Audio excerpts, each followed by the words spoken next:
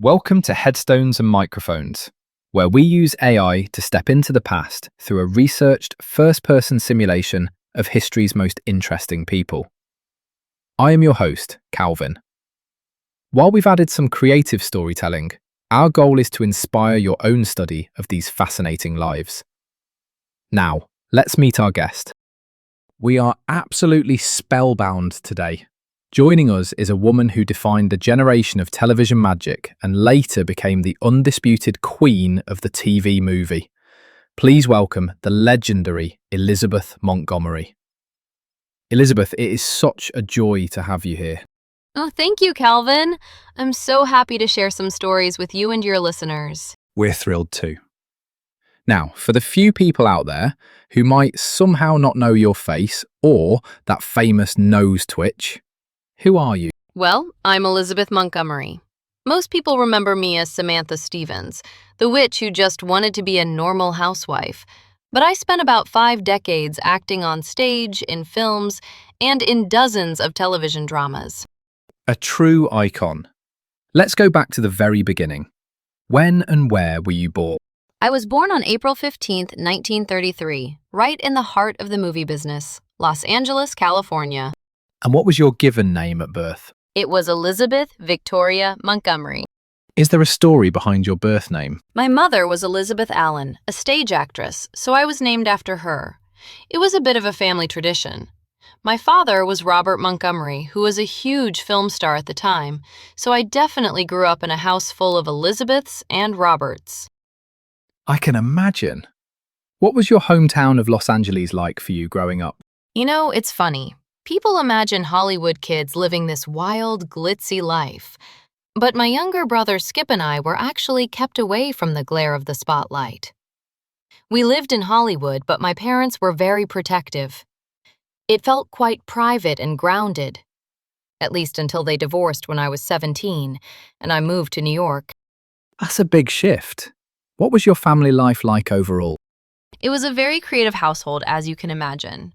My father was quite a force, an actor, director, and even a producer. My mother was a native of Kentucky and brought that stage background. Growing up with a major film star for a father meant there was always a sense of the craft around us. But they really tried to give us a normal upbringing. And what kind of kid were you? I think I was a bit more serious and hardworking than people might guess. I attended the Westlake School for Girls in Holmby Hills and later the Spence School in New York. I was always very focused on learning and, eventually, following in those acting footsteps. Did you have any big fears as a child? Like many children of my era, I think there was always a bit of a fear of not living up to the family name, especially with such a successful father. But I channeled that into my work. What did you dream of becoming when you were small? I think I always knew I'd be an actress. It was in my blood. I didn't really have a plan B. I went straight from school to the Academy of Dramatic Arts. What were some of your favorite activities in school? I loved the arts, of course, anything that allowed for expression. I also enjoyed staying active. Later in life, I became quite the dart player. I used to love challenging people to a game of darts. I love that. What was your very first professional job? My television debut was actually on my father's show, Robert Montgomery Presents, in 1951. The episode was called Top Secret. It was a wonderful way to start, working right alongside him. Was there a moment where you realized you were different from everyone else? I don't know if I felt different, but I certainly realized early on that I had a different drive. I wanted to do the roles people said I shouldn't. The minute someone would say, "Oh God, you could never do that," that was exactly the kind of stuff I wanted to tackle. That's the spirit. What's a decision that changed everything for you, but felt small at the time? Probably the decision to do a pilot for a little show called Bewitched in November of 1963. At the time, it was just another project, a collaboration with my then-husband, William Asher. We had no idea it would become the #1 sitcom for years. And that was definitely your biggest break. Oh, absolutely. Samantha Stephens changed my life. Though I must say, my first Broadway show, Late Love, was a huge moment for me too. It won me a Theatre World Award. Before all that success, what were your biggest struggles? Just the grind of being a working actress in the 50s. I did dozens of dramatic anthology shows.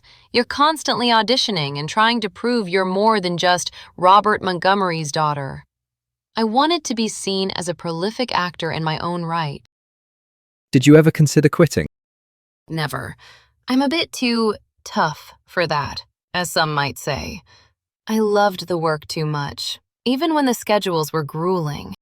Speaking of grueling schedules, were there any specific daily habits or routines you felt were essential?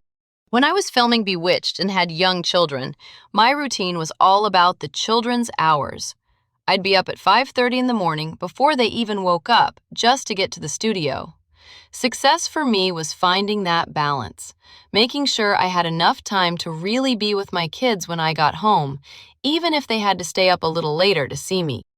What job would you have had if fame never happened? Honestly, I can't imagine doing anything else. Maybe something involving the causes I care about, like charity work or advocacy. But acting was always the dream. What was your life like right before the massive fame of Bewitched? I was a very busy working actress. I had just earned an Emmy nomination for playing a prostitute named Rusty Heller on The Untouchables. I was doing a lot of gritty, dramatic work, which I loved. People were surprised when I moved into comedy. How did relationships change after you became a household name? Success can certainly strain things. My marriage to Bill Asher was a huge partnership. He produced and directed Bewitched. But the relentless ambition and the pressures of the industry eventually led us to part ways. We stayed amicable for the children, though. Did all that fame bring you happiness? It brought fulfillment, certainly. But happiness for me was always more about the personal moments. My 3 children, Willie, Robert, and Rebecca, and my later life with Robert Foxworth. What was the downside of being so famous? Being typecast. After 8 years of Samantha, people expected me to be that sweet witch forever. That's why I jumped into roles like Lizzie Borden or A Case of Rape. I wanted to prove I could do the dark stuff too. What was a common misconception people had about you? People thought I was Samantha, always sunny, always ready to solve problems with a twitch of the nose. In reality, I could be quite tough, and I had a very dry, sometimes rebellious sense of humor. What was your darkest moment? I think the end of my marriage to Bill was very difficult, especially with the rumors and the infidelity that came to light. It was a lot of private pain while trying to keep the show going. Were there any regrets you carried that you were open about? I sometimes regretted how mediocre television could be as a medium. I always pushed for better writing and more human stories. What's something people misunderstood about your life? That it was all easy. I worked incredibly hard, and I fought for the causes I believed in, like AIDS research and liberal politics, long before it was fashionable in Hollywood. Tell me about a time when everything went wrong and how you handled it. During the filming of my final movie, Deadline for Murder, I started feeling quite ill. I didn't want to stop the production, so I just kept working, pushing through the pain. I've always been a work through it kind of person. You were so dedicated. Did the fame and fortune change your life significantly? It gave me a platform. It allowed me to support AMFAR and other charities. It changed my lifestyle, sure, but I tried to keep my children's lives as grounded as possible, just like my parents did for me. Who had the biggest influence on your life? Certainly my father for the career path, but my children were my biggest inspiration. Everything I did was for them. What was life like in your final years? I spent 20 wonderful years with Robert Foxworth. We lived a very happy, quieter life in Beverly Hills. I was still working, still finding roles that challenged me. What were you working on just before you passed away? I had just finished Deadline for Murder. It ended up being one of the highest-rated movies of the year. I was also very active in my volunteer work, which meant a lot to me. When and where did you pass away? I passed away on May 18th, 1995, at my home in Beverly Hills. And what happened for those who don't know? I had been diagnosed with colon cancer just 8 weeks earlier. It happened very quickly. We lost you far too soon. Let's lighten things up a bit. What's a random fact about you that most people haven't heard? I was a very good dart player. I used to have a dartboard at home and would challenge guests all the time. I also loved to cook, though I wasn't always as magical in the kitchen as Samantha. What's the craziest rumor ever told about you? Oh, there were always rumors about rivalries on set, especially when we switched the actors playing Darren. People loved to invent drama where there wasn't any. Dick York and Dick Sargent were both lovely, gracious men. What was your most unique habit? I suppose the nose twitch became a bit of a habit.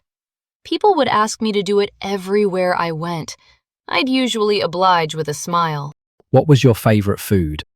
I loved simple, well-prepared meals.